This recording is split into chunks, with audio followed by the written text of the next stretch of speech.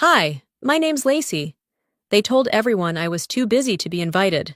Said I wouldn't care. But while I was presenting at a conference, they were using my house, hosting a family reunion without me. They turned my bedroom into a nursery, forged my signature, lined up a buyer, and smiled like nothing was wrong. How do you fight back when the people stealing from you call it love? Do you stay quiet? Or do you take everything back, one legal page at a time?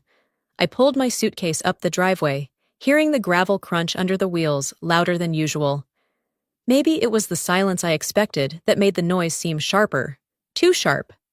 My head was still full of the last conference session in Dallas, and I hadn't even unpacked the protein bars in my bag. I just wanted my bed. Familiar quiet. A long, hot shower with water pressure that didn't feel like it was rationed. But instead of silence, there was a low thrum. Laughter, music, the unmistakable sound of children darting barefoot across a wooden deck. I frowned. At first, I thought it might be the neighbors. A graduation party, maybe, or a block potluck. But as I turned the corner and came up the front steps, I saw it. A massive white banner stretched across my own porch, tied tight to the columns I paid for, read, "Family means forever. Carter Reunion 2025.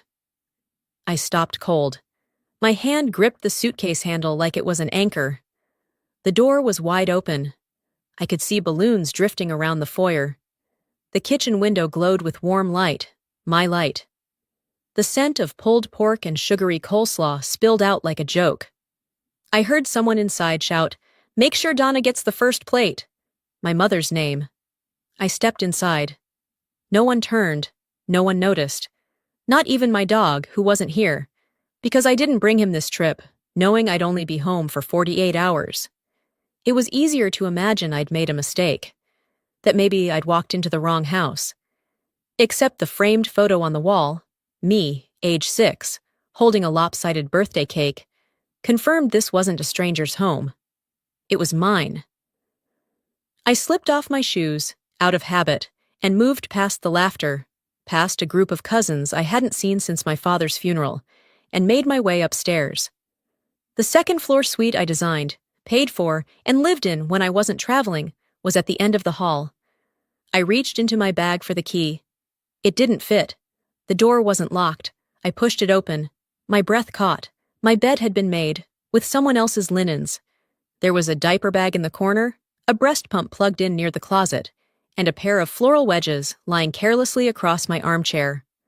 I walked slowly to the bathroom. My toothbrush was gone. My shampoo was replaced with baby-safe soap and a lavender-scented candle I would never buy. A pink loofah hung where my father's razor used to be. A child's plastic duck floated in the sink, half filled with murky water. My hand brushed the edge of the mirror as I reached for a towel, but the one hanging wasn't mine.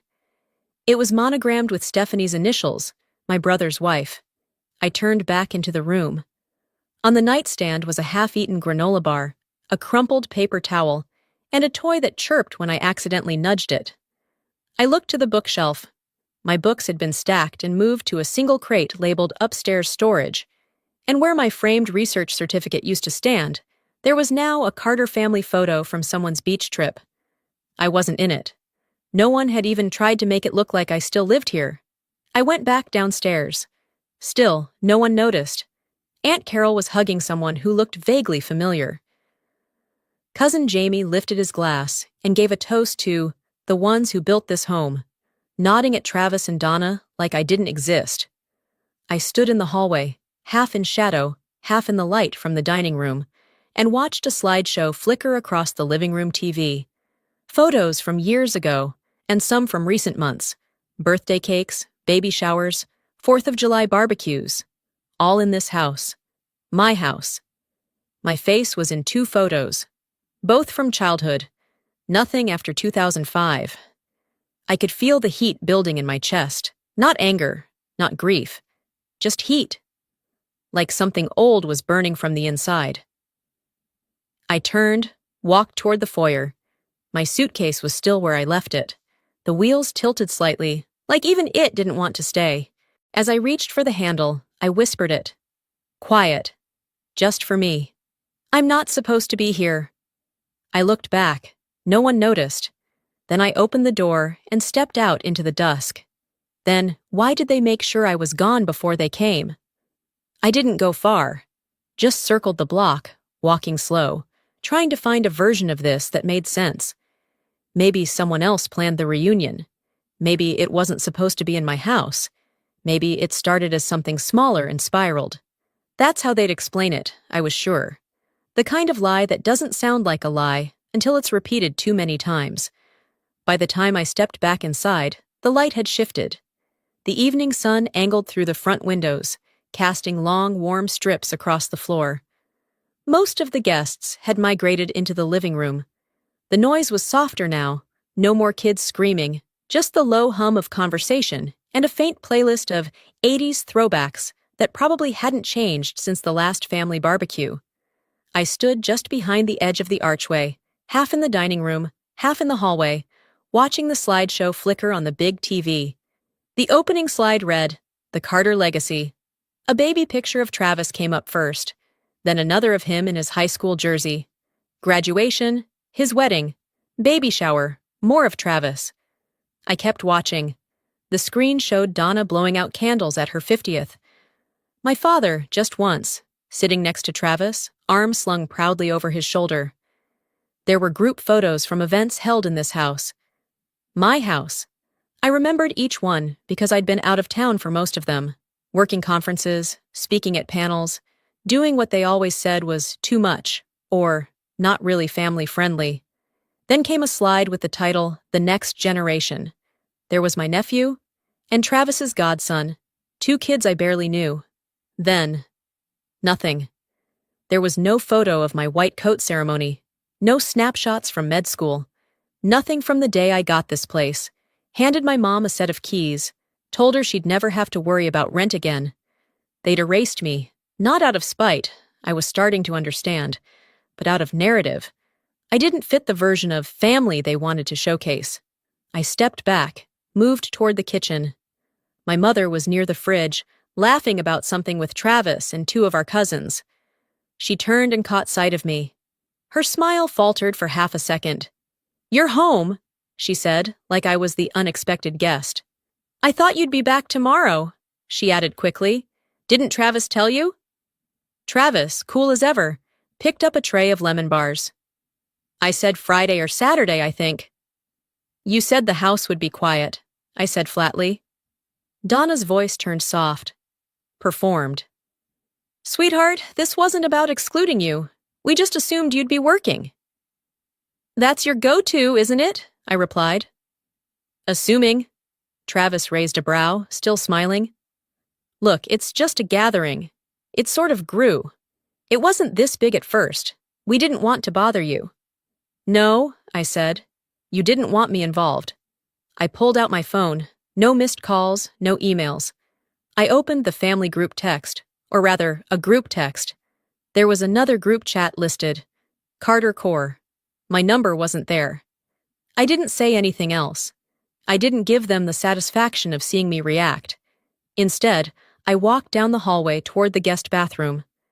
I needed a quiet place to think. I closed the door behind me, leaned against the sink, and let the silence wrap around me. I opened the email app, searched Carter Reunion. Nothing. Then I thought about the banner outside. That thing wasn't homemade. It was printed, laminated, the kind of thing you custom order from a shop. That takes planning. That takes intent. They hadn't forgotten me. They'd excluded me from the start. I stepped out of the bathroom and made my way slowly through the house. I paused in front of the fridge, scanning the taped-up list of guests and assigned sleeping areas. My name wasn't on it. I took a picture. Then I walked back to the living room and snapped a photo of the banner. One more of the slideshow. I didn't know what I would do with them yet, but I knew better than to rely on memory alone. Paper trails matter. I caught sight of Travis raising his glass again. Another toast. "To family," he said loudly. "The ones who show up." People cheered. Donna laughed. Stephanie raised her cup. My name wasn't in the speech. Not even a glance in my direction. I turned back into the hallway, opened my messages, and tapped out a text to someone who would tell me the truth. When did they first tell you about this reunion? I sent it. Waited. No answer. Then I typed again. Because something tells me I wasn't just an oversight. Because apparently my name was the first thing they took off the list. I didn't get a response to that text, not right away. So I stepped outside, trying to breathe through the weight in my chest. It wasn't even anger anymore. It was the awareness of being rewritten. There's something uniquely cruel about being forgotten on purpose. The side yard was quieter. Most people were either watching the slideshow or hovering around the dessert table. I stood near the drink station, rubbing the condensation off a cup of sweet tea someone had left behind. The ice had melted completely. That's when a man I didn't recognize, probably married to one of my cousins, waved at me from across the folding table. He smiled politely and said, "Hey, could you refill the napkin holders when you get a sec?" I blinked. "Excuse me?" He tilted his head, still smiling. "You're one of the caterers, right?" My mouth opened, but nothing came out. Not yet. He didn't seem to notice the pause, just pointed toward the serving trays. "They're running low." I didn't move. He gave me an awkward half-laugh, shrugged, and walked off. I looked down at what I was wearing. Black slacks, a clean blouse, flats. Functional, not festive. I was dressed like someone who'd arrived from a conference, which I had, not like someone who was part of this celebration. From behind me, a woman chuckled and said, "Oh, that's Travis's sister. She works a lot, I think." Another voice replied, "Right. The one who lives in Boston or somewhere?" Austin. I live in Austin, in this house. I turned and walked back inside, slipping through the crowd like a ghost who used to live here. The living room was darkened now, curtains drawn for the projector. I leaned against the far wall as the slideshow continued, the room full of quiet laughter and nods of recognition. There was Travis again, in his college football uniform, him with his son, Stephanie kissing his cheek, photos of Donna holding a grandchild, beach trips, birthdays, milestones. "And here's the family through the years," the voiceover said. Travis's voice, of course. A few old pictures of me flashed by.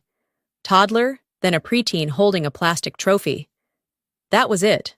Nothing from my medical school graduation. No photos from the charity gala where I'd spoken as keynote last fall. Nothing from the day I handed this house's keys to my mother with a smile I had to force through the tremble of my father's absence. Then, a photo I did recognize. The day I moved in. I remember standing next to the porch rail, holding a plate of lemon bars Donna had baked as a housewarming gesture. Except in the slideshow image, I was cropped out. All that remained was Travis, mid-laugh, as if it were always his moment. From the couch, a teen cousin whispered, "Didn't she leave for, years?" "Yeah," another muttered. "She wasn't really around." I turned away before I could hear more. Upstairs, I slipped into the guest bathroom and locked the door behind me. My hands gripped the edge of the sink. I stared at myself in the mirror. Not teary, just tired, like someone watching themselves shrink from the inside out. I didn't cry. Instead, I pulled my phone from my purse and opened the messaging app. I clicked into the family group thread. Then I opened the other thread. The new one, the one I wasn't part of. The one where everything had been planned. I went back to the last birthday text I sent Donna, 3 months ago. "Happy birthday, Mom. Call me later." She hadn't responded. Just a thumbs-up emoji a day later. No words. I scrolled further. The pattern was clear. I had become a side note. Not even background support. Just logistical furniture. The one who funded the house. The one who stayed away. The one they could cut out cleanly, as long as they did it slowly enough. I opened WhatsApp. The Carter Core group didn't have my name on it. I clicked Leave Group without hesitating. Maybe they didn't erase me. Maybe they just replaced me with a version of me that never asked to be remembered. I tapped Velma's contact. "Are you here?" I sent. No reply. I typed again. "If you are, I need 5 minutes. Just you and me. Because I need to ask the only person in this family who might actually tell me the truth. I waited near the back patio, where the light had started to shift into that muted orange that only shows up at the end of summer. A few of the older cousins were gathered near the garden, playing cornhole and arguing over whether the brats were cooked through. I stayed near the edge of the shadow, barely visible, until I caught Velma's eye. She knew. The way her expression changed the moment she saw me, she knew. I motioned with 2 fingers, nothing dramatic, just enough. She didn't say a word to the others, just set down her cup and followed me quietly along the back of the house, out of view from the sliding glass doors. We sat on the edge of the porch steps, facing the fence line. I waited a moment before speaking. Tell me something I don't want to hear. Velma exhaled slowly. They planned this back in April. I didn't flinch. She went on, steady. Your name was never on the invite list. Donna told me not to bring it up. Travis said you wouldn't care. I stared straight ahead, jaw tight. Velma reached into her handbag and handed me a folded printout. The paper was creased and smelled faintly of cinnamon gum. I opened it. A spreadsheet. Names, RSVP dates, room assignments. Everyone. Even cousins I hadn't seen in 10 years. Except me. You're not crazy, baby, she said softly. They wrote you out. I nodded once and folded the paper, slipped it into my pocket. The backyard laughter kept drifting toward us, soft and full of inside jokes I hadn't been invited to be part of for years. But this was different. This wasn't neglect. This was strategy. Later that night, after the last tray of food had been covered and the music switched to low country ballads, I moved upstairs. There's a cabinet at the end of the hall, a holdover from when my father insisted on family-accessible documents. Donna had claimed it after he passed, labeled it household files. It wasn't locked. I slid the top drawer open. Bank statements, maintenance invoices. I kept flipping until I saw a thick folder labeled Deed plus Ownership. I opened it. The first page was a copy of the original co-ownership agreement. My name was there, in the place where it should be. The second page was a printed draft, heavily edited. There was a signature in my name, but the ink didn't match. Neither did the handwriting.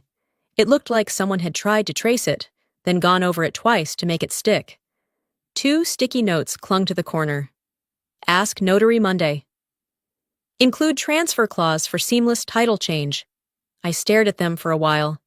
It was like reading your own obituary and realizing it had been scheduled in advance. I took photos. Every page. Then carefully slid everything back into place, exactly how I'd found it. As I walked back toward my room, I passed the kitchen and paused. The light was still on. Voices, low, familiar. I moved closer, keeping my steps quiet on the hardwood. Travis. Once it's transferred, she won't be able to block anything. Legally, we'll have control. She's never here anyway. Donna. I just want it settled before the baby comes. I can't deal with more stress. Travis again. She thinks she's the martyr, but she doesn't even show up for Easter. And I'm sorry, but this house means something to us. Donna made a clinking sound, probably tapping her glass against his. It should go to someone who values it. I didn't move, just turned and walked away. In my room, I opened the bottom drawer of my desk and pulled out my own file. The one with the deed. The one signed with a real pen, by a real notary, in a real bank office I paid for. I laid it side by side with the doctored one on my desk. Then, I pulled out a fresh legal pad. Across the top, in black ink, I wrote, Fraud. Intent to transfer property without consent. I underlined it twice. Then, slowly, I added, Forged signature, no written consent. Financial misrepresentation, verbal confirmation. Kitchen, 9:40 p.m., Donna and Travis. I set down the pen and stared at the list.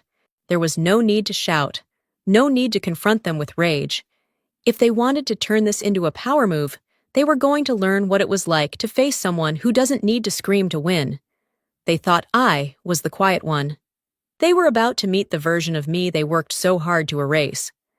I tucked the tampered copy into a folder, sealed it, and slid it into my briefcase. Then I put the original deed back into my drawer and locked it. Back on the legal pad, I scribbled one more sentence across the bottom. If they want a war over this house, they're going to get a legally binding one. They think I'm here for the potato salad, but I'm here to take inventory of what they've already stolen. It was almost 10 o'clock when I made my way to the stairwell.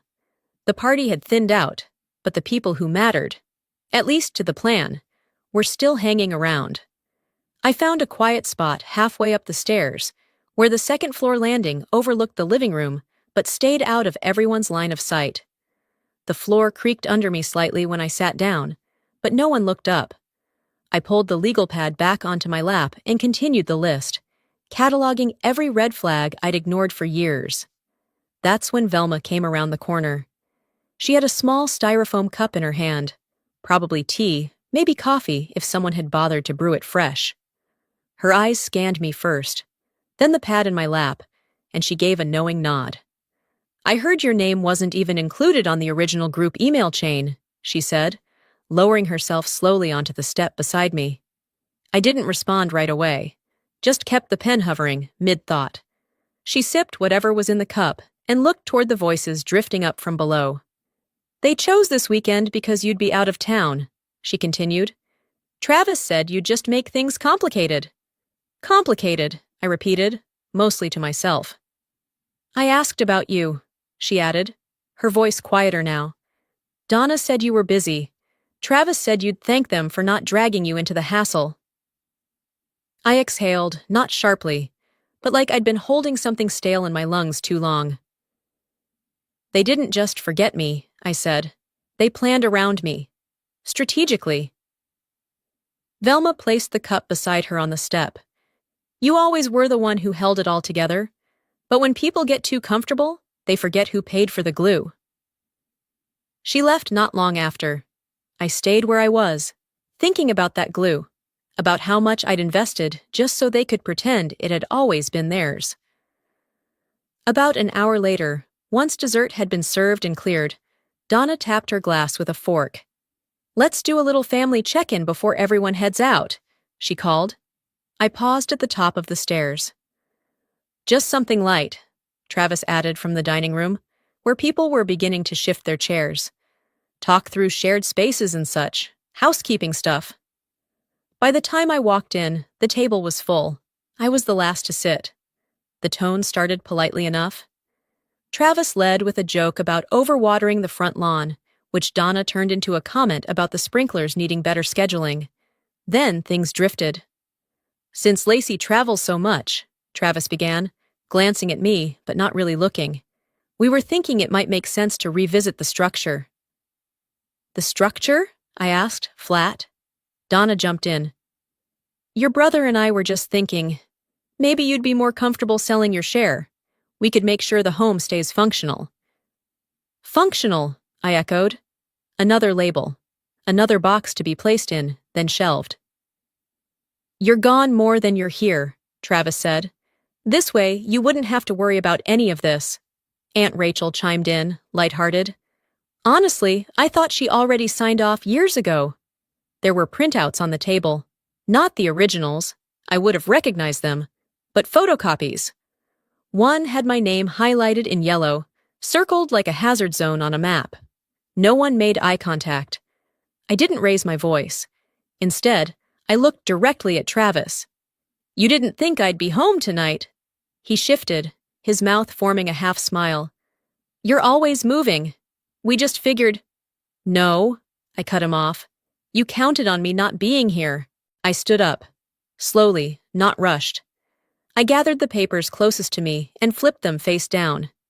Next time you want me to sign away my property, I said calmly, maybe don't leave a post-it note on my legal pad. The room stiffened. Donna's smile faltered. I walked out without waiting for anyone's response. When I reached my room, the door had been left ajar. My stomach clenched. I pushed it open and scanned the space. Nothing was out of place, except for one new detail. A small square post-it on the top of my legal pad. No pressure, but the sooner the better. I stared at it for a full 10 seconds, before picking it up, folding it in half, and dropping it into the trash. I didn't need that kind of handwriting in my life anymore. This wasn't a reunion. This wasn't even family maintenance. It was a handoff, coordinated like a business merger, disguised as nostalgia and guilt. They had gathered to transfer power, ownership, history, and they had planned it in my absence, assuming I wouldn't notice or care. Or worse, that I'd let them.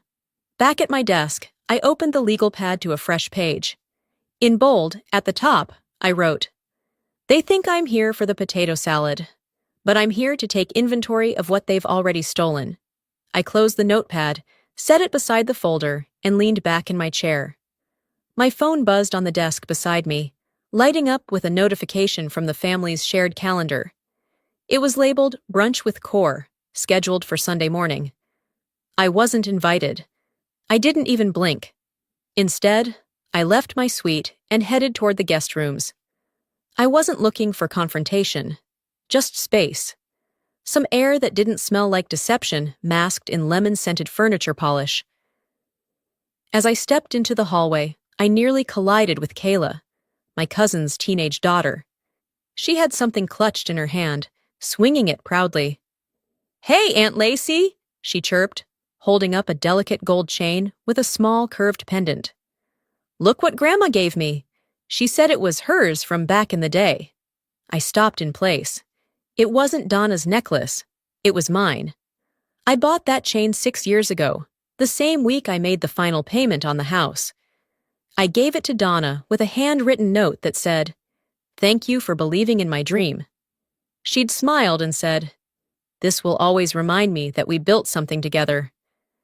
And now, she had passed it off like a party favor. "That's nice," I said, my voice measured. "It suits you." Kayla smiled and skipped past me, humming something off-key. I turned and walked back to my room, shut the door gently, and sat at my desk again. I didn't slam drawers. I didn't cry. I didn't even get angry. I just took out my phone and opened my email. And there it was, like it had been waiting for me. Subject line: "I didn't think it was real until today." It was from David, one of the few cousins I still halfway trusted. We'd gone to the same undergrad, stayed in touch here and there, nothing major. The message started simple. "I'm sorry, I should have said something sooner." Attached was a forwarded thread. A long one. The kind that builds over weeks, where people feel comfortable revealing who they really are, because they think the room is private. The first email was from Travis. Subject: Carter Weekend Agenda. In it, he outlined the tentative schedule for the reunion, including room assignments and catering notes. It was dated 3 months ago. Halfway down the thread, a reply from Travis stood out. "Lacey's too intense. She'll ruin the vibe. Let's just plan around her." Donna replied shortly after. "She's always been distant. She'll be fine. She's got her own life." The rest of the family had chimed in with emojis and short, agreeable comments. Not one person said anything in defense. No questions, no pushback. They didn't just leave me out. They painted me as difficult, unapproachable, a liability to the mood. I closed the email and sat still for a moment, staring at my reflection in the darkened screen. What bothered me most wasn't the exclusion. It was the quiet agreement, the convenience of it all. They'd chosen to make me the problem, so they wouldn't have to admit their own comfort with erasing me. I opened my laptop. Folders lined the desktop, some personal, some professional. But I clicked straight into the one labeled House.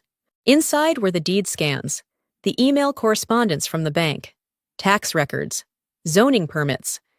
I began dragging all of it into a new folder. I renamed it June Property Conflict, Legal Prep. Next, I opened the family Dropbox. I scrolled through the photos they'd uploaded from the reunion. Me? Not even once. I right-clicked the folder. Delete. A pop-up asked, "Are you sure you want to remove yourself from this shared folder?" Yes. Done. Then, Just to be sure, I logged out completely. I wasn't part of that history. I wouldn't keep pretending to be. Before going to bed, I pulled up the voicemail app on my phone and hit record. Hi Barbara, it's Lacey. I'll need an hour of your time Monday morning. It's regarding misuse of shared property and what I believe qualifies as forgery intent. I saved it, labeled it voicemail legal notice, and added it to the new folder. Then I stood, walked over to the door, and locked it. For the first time in a long while, I smiled.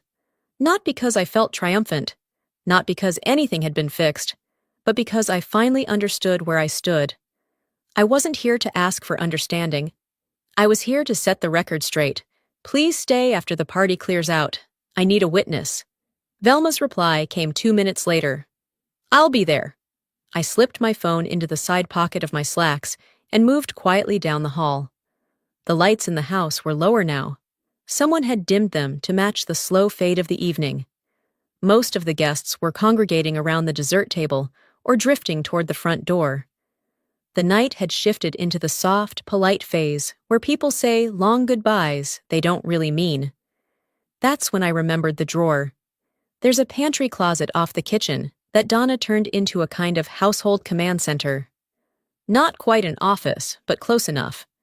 The shelves were lined with printer paper, receipts, junk mail, and mismatched pens in a mason jar. On the small counter space, I spotted a neat stack of printed documents, right where I expected them to be. I pulled them closer, flipping through slowly. The first page made my chest tighten. It was a revised co-ownership agreement. My name was at the top, my signature at the bottom, except the pen stroke was off. My actual signature curves down in the R. This one arched slightly upward. They had tried to fake it. A sticky note had been pressed just above the line. Review final terms with notary before Monday. My stomach turned as I read the clause halfway through the next page. In the event the co-owner is absent for more than 90 days in a calendar year, full authority will default to the primary resident. They hadn't just guessed I wouldn't be home. They planned around me.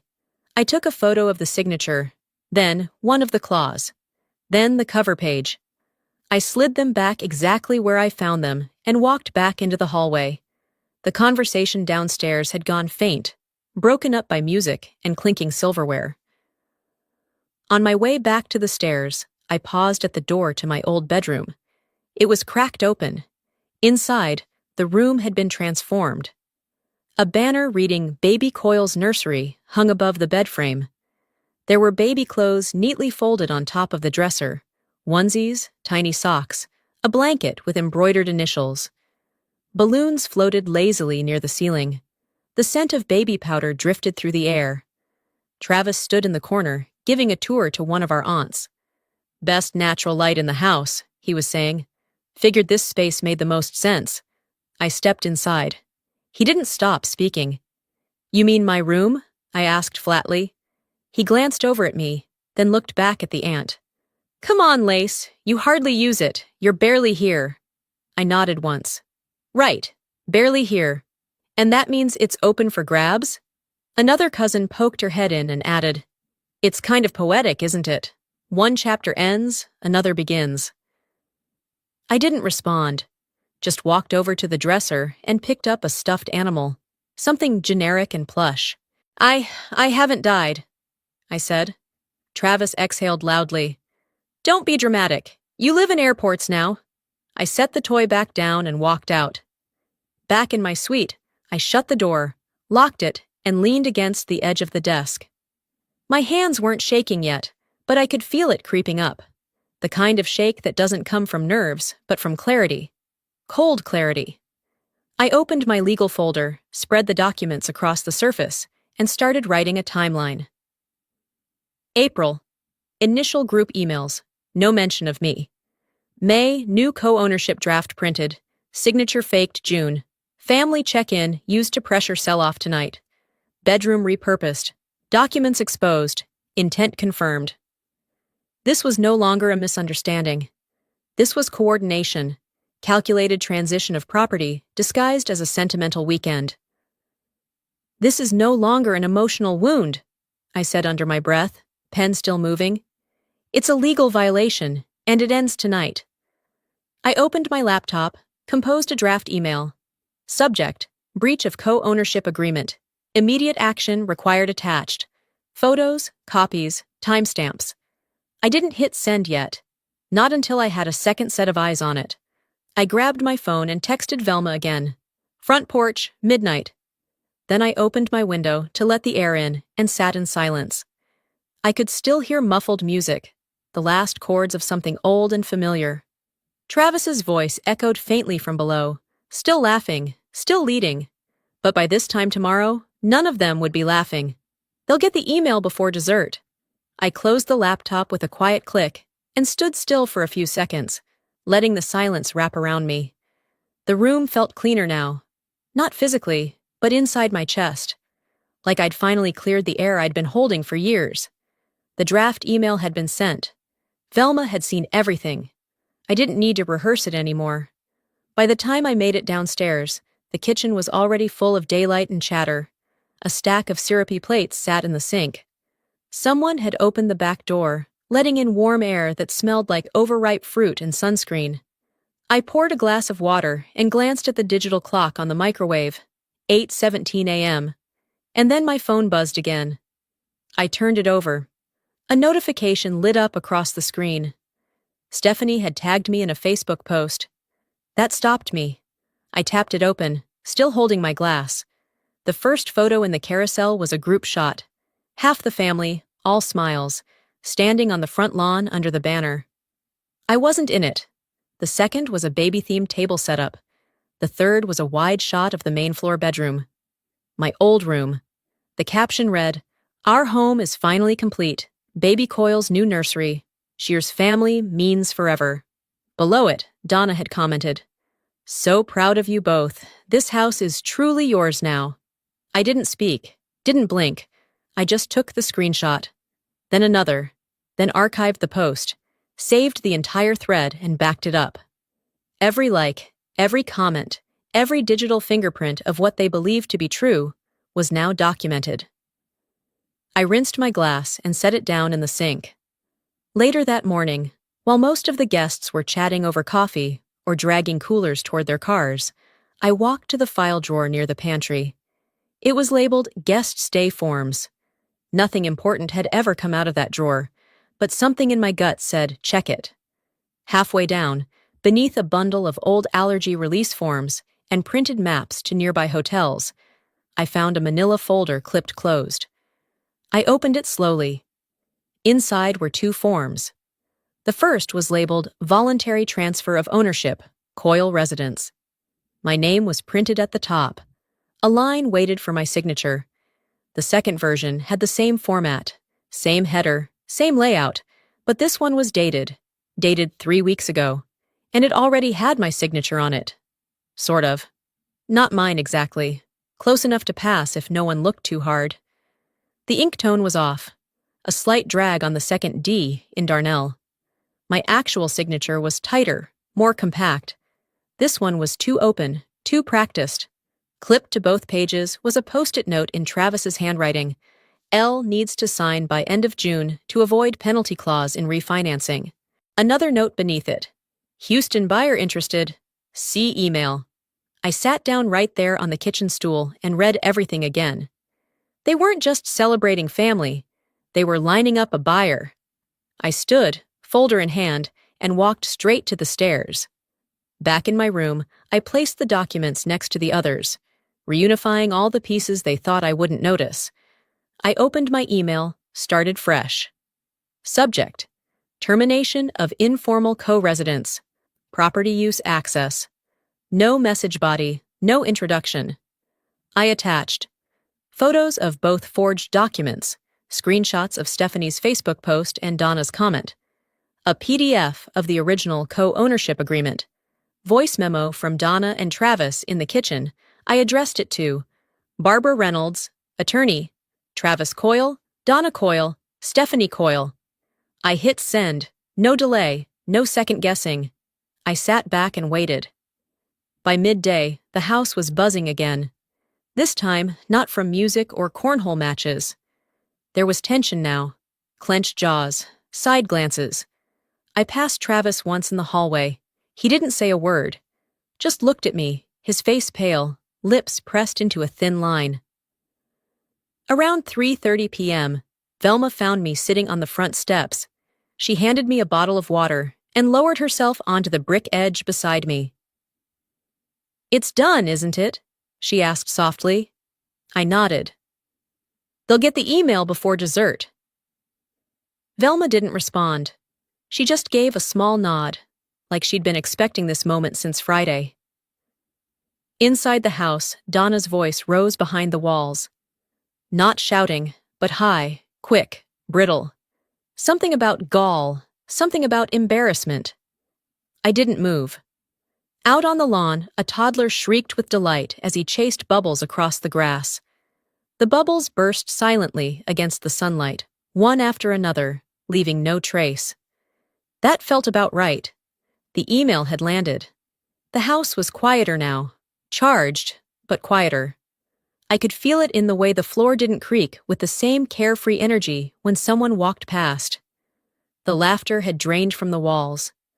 No one said a word to me directly, but there was no need. Silence, when it comes like that, says everything. By morning, the kitchen had a strange tension.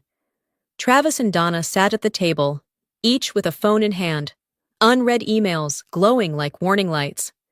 I stepped in, poured myself a cup of black coffee, and leaned against the counter. Travis was the first to break. "You're serious?" I nodded once. "I was serious 6 years ago. You just weren't paying attention."